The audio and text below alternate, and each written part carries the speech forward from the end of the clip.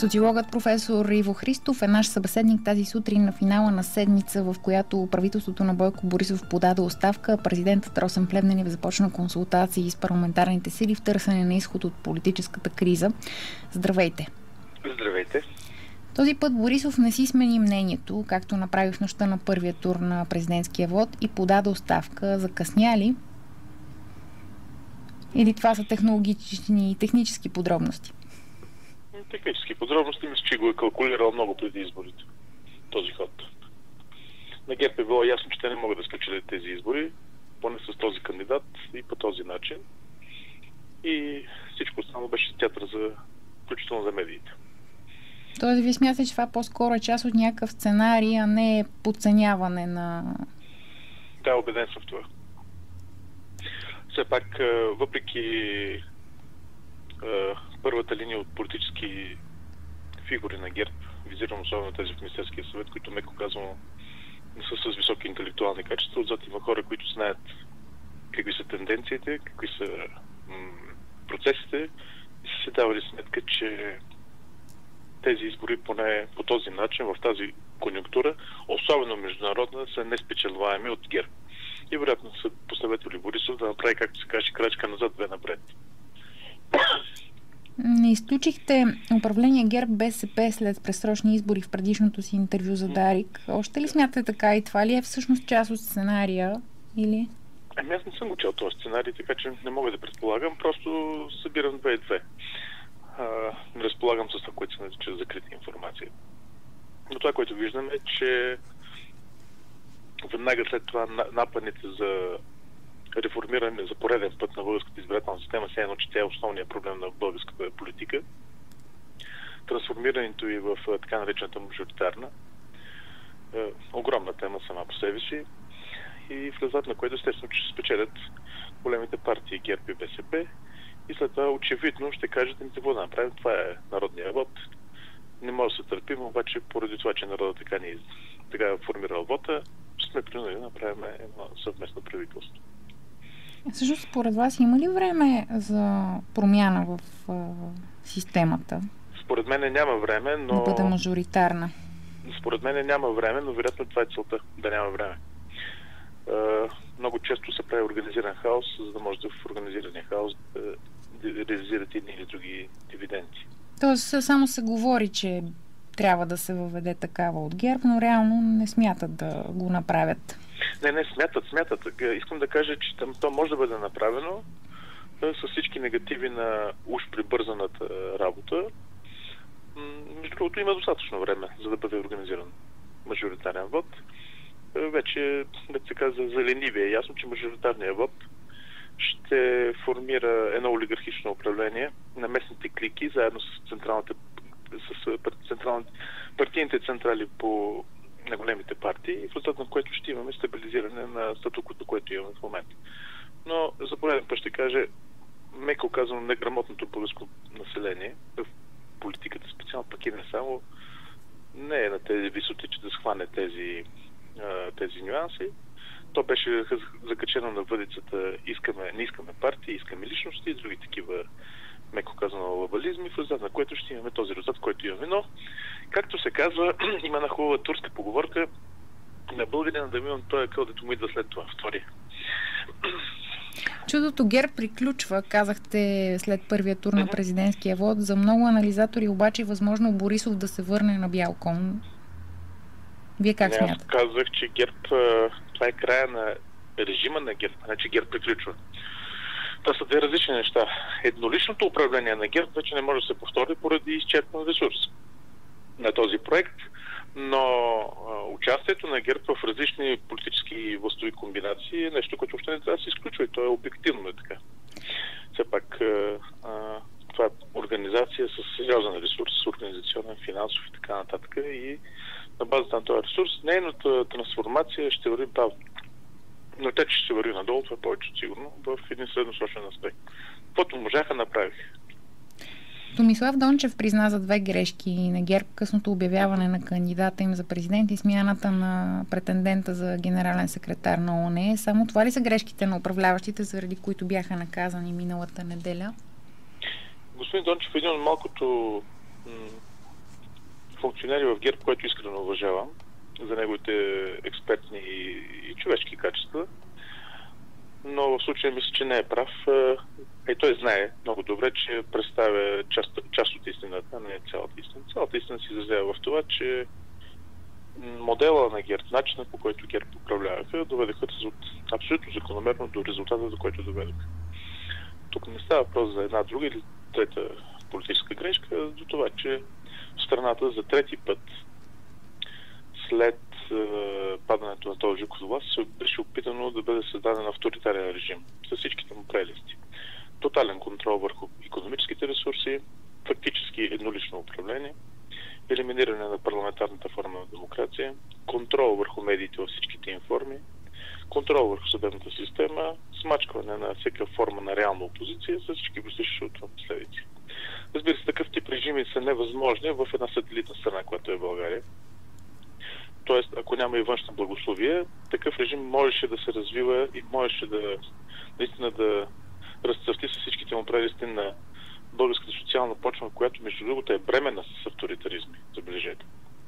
Защото опити за такова нещо имахме и при Костов, по-късно и желание за някаква форма на патронаж, не на авторитаризъм в управлението на царя, за да, така се каже, да финишира плавно този процес в Борисов 1 и Борисов 2. Това, което искам да кажа е, че такъв режим в България можеше да бъде установен и той можеше да просъществува доста дълго време в една външна политическа конъюнктура, която се базираше на противопоставяне между Съединените щати и Русия. И в този смисъл необходимостта тук да има здрав тил в една такава противопоставяне. Къде се препъна обаче и не успя? Миналия вторник се случи едно събитие в Америка, което е според мен тепърво ще се анализира какво собствено се случи, но в резултат на което ще има сериозна промяна на клиентелата, включително и в източната част на Европа. Това съвсем не означава, че Америка ще се промени драстично на 180 градуса политиката в района, но че ще има смяна на карула, това повече от сигурно. А тъй като всички български режими след 1989 година са функции на външната конъюнктура, това неминуемо ще рефлектира и в нашия затънтен край с всички проистичащи от това последици. В този смисъл Борисов направи умно. Той наистина се дръпна, за да види какво всъщност ще стане и в Европа, и в света, а и в български контекст, реално запазвайки пълен контрол върху управленските механизми на страна.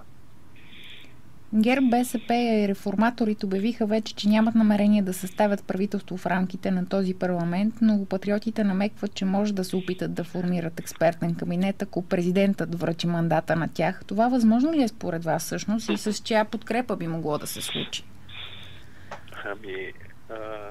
БСП и ГЕРБ са ясно защо не искат. Реформаторите да искат не могат, както беше в дефиницията за революционната ситуация по Ленин. На патриотите ми е ясно, че ако бъде въведен така наречената мажоритарна система, те ще гледат парламент от външната му страна. Тоест, че това е също операция по разчистване на политически дребосък с цел стабилизиране на статуквото около една-две централни политически сили. Ето защо те ще правят всичко необходимо, за да не допуснат този сценарий с всички възможни форми. Ма той беше трети на президентския вод, Каракачанов. Той беше трети, но все пак логиката на президентските избори и логиката на парламентарните избори много се различават. Поради тази причина въобще не е сигурно, че патриотите ще получат 16% на парламентарни избори. Те го знаят, опонентите им го знаят, всички го знаят, поради което причина в момента действително ще се опитат да се тупка топката и ако може да се действително, как ви кажа аз, да се максимално да се печели политическо време. И може би не е сигурно дали ще останат обединени до такъв вод. Жива истина. Току-що го казахте. Тях единственото нещо, което ги събира в едно е тяхната електорална слабост по-отделно. Всъщност сметка, добра е калкулирана сметка, че заедно, базирайки се върху ресурсите на трите съставки, съчетано с това, че едно излизане от властовата конфигурация веднага ги прави политически аутсайдери, ги държи заедно и също така ще ги държи заедно в едно желание да се съставят нещо като кабинет. Мисля, че няма да успеят, но ще направят опит. Кой президент трябва да състави следващото служебно правителство? Казахте... Който го пише в Конституцията. Аз не виждам що за въпроси. Извиняйте. Тече такава дискусия. А вие казахте в нощта няма такава дискусия. Борисов взе да дава къли на действащия и на бъдещия президент, едно и в позиция. Да им да обяснява какво трябва точно да направят. Има си Конституция, там е казано. Ако се наложи, ако още ще се пуска парламента, само да информирам, че парламентът си е в средата на мандата и формално не съществуват никакви предпоставки за неговото разпускане. Ако се стигне до такова нещо, действащия президент назначава служебен кабинет, който има съответните статути и функции съгласно Конституцията. Казахте в нощта след първия тур на изборите, че който формира служебно правителство, от него зависи резултатът от следващите избори. Да. Затова и ви питам. Да. Който държи финансовия, най-вече властовия и административния ресурс, от него зависи. Сериозно ли мислите, че в България избори се печелят поради идеи?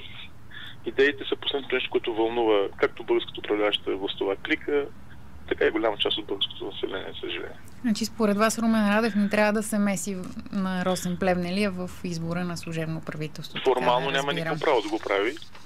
И второ, той е капан за господин Радев, поради простата причина, че той трябва да носи след това отговорност за решението на това служебно правителство. Това тук опита капан, че само наистина наивник може да се кланя на него.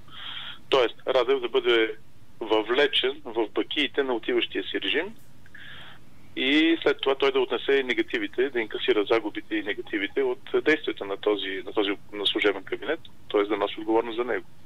Нещата се почват на чисто. Когато му почне мандата, когато той действително вече е президент, защото той в момента е само избран, но, както казват юристите, има сложен фактически състав, клетва и така нататък. Т.е. когато той си влезе в правомощието, тогава той може да назначава нов служебен кабинет или пък да направи трансформация в стария и така нататък. И накрая, какви са очакванията ви за Румен Радев като президент? Ще се умее ли, когато стъпи длъжност и в работата си, да се еманципира от БСП на поста? Защо трябва да се еманципира? Аз пред това не мога да разбера и тая обсесия.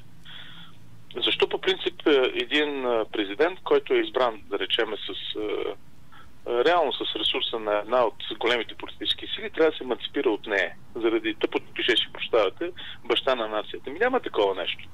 Президентът е политическа фигура. Който не го е разбрал, значи нищо не разбира от политика. Политическа фигура. Изборите за президент са политически избори, решението е политическо, човека сам по себе си, институцията е сама по себе си политическа, то смокино влиза над партийност и така нататък, то е само за наивници. Всеки, който се занимава с конституционна история, знае за какво става дума. Да, но той пожела да е кандидат. Защо трябва да се еманципира Радев от БСП, искам да попитам. Самият той демонстрира подобно нещо с номинацията, начина по който беше издигнат от инициативен комитет. Още на първият тур казах нещо, което не се хареса на доста хора в БСП. Казах, че избора за Радев не е избор за БСП и това наистина е така. Това съвсем означава, че примерно Румен Радев трябва да се откаже от тази част, да речем, от ангажиментите, говоря социални, патриотични, така нататък, национални, националистични, ако щете, които той така или иначе заяви в хода на кампанията. От това той не трябва да се еманципира. А ако политическата сила, която е застанала зад него, взела пък, че се еманципирала после от този тип лозунги и политика, това вече си е за нейна сметка. Добре, много благодаря на професор Иво Христов за това участие в днешното ни предаване.